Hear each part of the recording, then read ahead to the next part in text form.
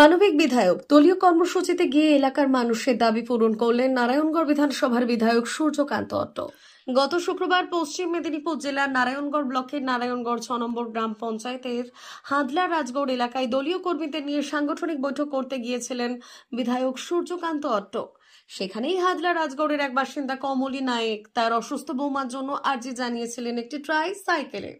সেই আবেদনের সাড়া দিয়ে একদিন পরেই বিধায়ক কার্যালয়ের সামনে ওই পরিবারের হাতে একটি ট্রাইসাইকেল তুলে দিলেন নারায়ণগড় বিধানসভার বিধায়ক সূর্যকান্ত অট্ট।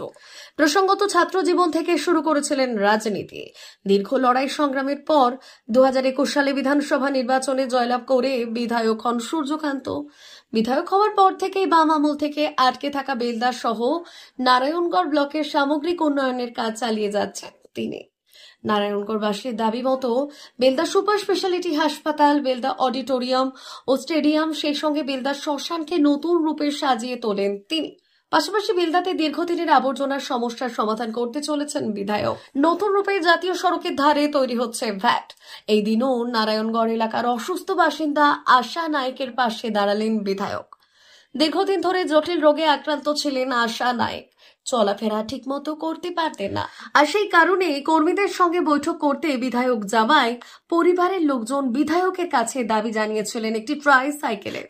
তার ঠিক একদিন পরেই বিধায়ক কার্যালয় থেকে একটি নতুন ট্রাইসাইকেল তুলে দেওয়া হয় ওই পরিবারের হাতে। বিধায়কের কাছ থেকে ট্রাইসাইকেল পেয়ে খুশি পরিবারটি। আমাদের বাড়ির সামনে এসেছিল এমএলএ সাহেব, ওইখানে বলা হয় আমাদের ওই চেয়ার চাওয়া হয় ওইখান থেকে। মা কতদিন ধরে অসুস্থ? ওটা হয়ে যাবে 2 মাস 3 মাস হতে গেল। এই যে বিধায়ক সাহেব হুইল চেয়ারটা দিয়েছে, কেমন লাগছে? ভালো। কি রোগ হয়েছিল মায়ের?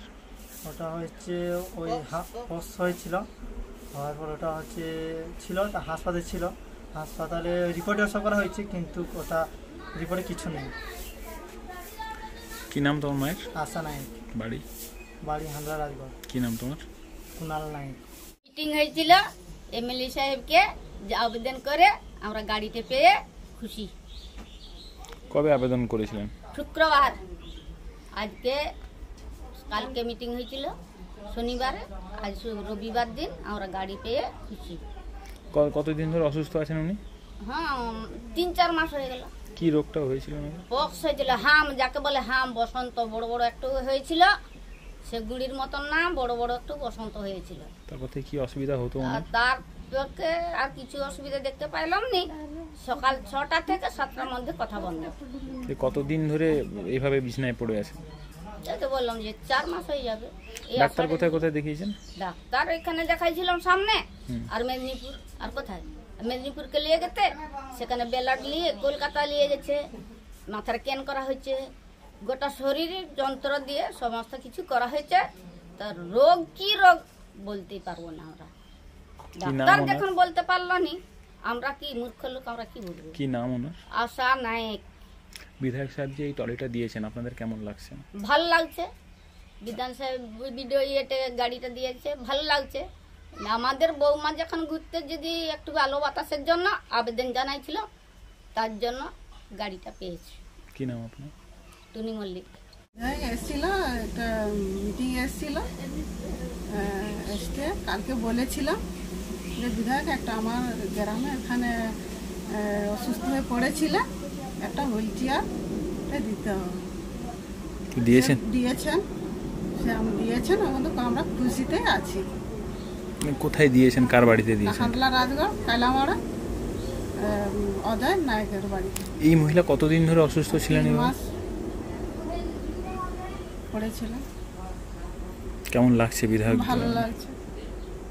কি নাম আপনার? ফাল্গুনি বলতে। 399 hotel and restaurant, Narayangarh bypass, পশ্চিম মেদিনীপুর। আমাদের এখানে সকাল, দুপুর ও রাত্রিকালীন আহারের সুব্যবস্থা রয়েছে।